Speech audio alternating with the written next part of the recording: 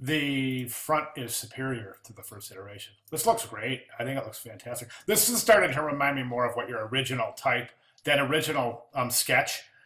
When we first started this project, you had submitted that original sketch with the scripted out Teddy, and then this kind of copperplate Roosevelt. So that's pretty cool. I think this is great. I think it's so much better than the first iteration. As such, there's something I want to see. You did a good job not drop shadowing this, but offsetting it on a darker color. That's great. That's how it's done. But I do want to show you something that you got to be careful of. See that right there? That you got to be careful. Sometimes what I do is I go in and manually, and what I'll do is I'll find that angle. I'll cut that off right there and join those ends so that it doesn't look like clearly that it's just a copy placed behind a copy. Do you see what I'm saying? Especially right there.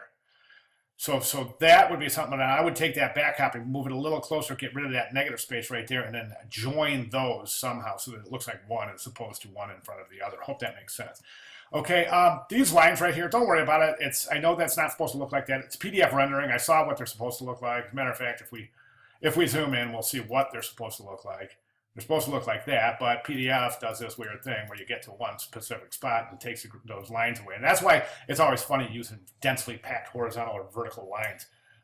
It's a production nightmare. It's a viewing nightmare, and it also creates some really weird things.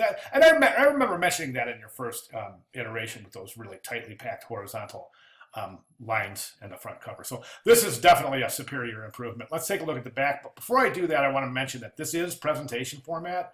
So you want to submit a multi-page PDF or a multi-page document as opposed to submitting multiple documents.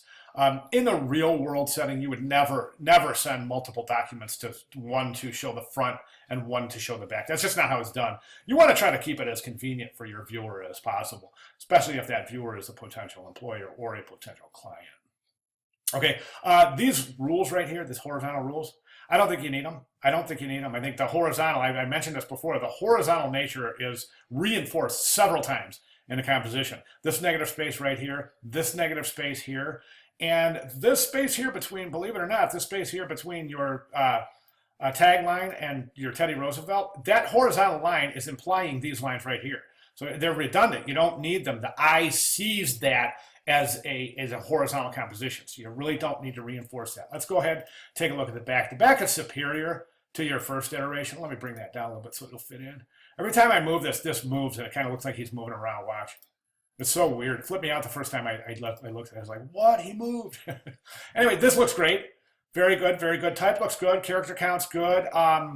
The justified paragraphs, your settings are great because typically at Justified we get weird rivers. And you do have a couple of unusual spaces, but nothing worth mentioning. That is a widow. That's bad right there. That's a widow. No more widows. Your hyphens are pretty good. You only have 3. That's awesome. Looks good. That looks good. Everything looks fantastic. Timeline's really underdeveloped. I'd like to see a designed timeline. Right now, you just have years with events, and it's kind of boring. So take a look around at some of your classmates and see how they design their timelines. I would recommend doing that, moving into your this is a portfolio ready piece. I'm sorry, portfolio worthy piece. So I would definitely work on your timeline, get that to something that's really designed beautifully. My final comment again is again revolving around this use of the horizontal reinforcement that you keep introducing. And these horizontal lines right here, again, I don't think you need them. I really don't. If anything, boy, either if you want to keep the horizontals, you know what, you don't need them. They go all the way. I wouldn't even. I would take those and I would take that stroke around the image and I would remove that and just have that image go, image background instead of adding that stroke. Because right now you're getting these kind of weird shapes right here. Look at the negative space. He is clearly given this shape right here. And then you get these lines that go like this. So those are kind of counterintuitive to the layout itself.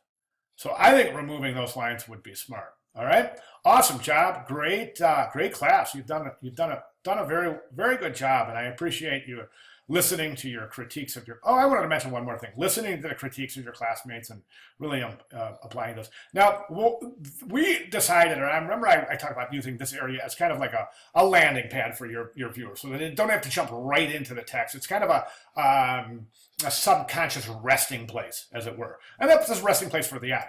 Right now, that's kind of, it's diminished because of the size of the image. I think the image is too big for the composition. What I would do is I would take that image and I would reduce it to about the size of your type, maybe a little bit encroaching into the headline area, but just a little bit. But right now, it's just too big. And it creates, like I said before, it creates these weird shapes right here. Okay. Other than that, great job. Any questions at all, please feel free to give me a holler. Great job. Great class. Thanks, man.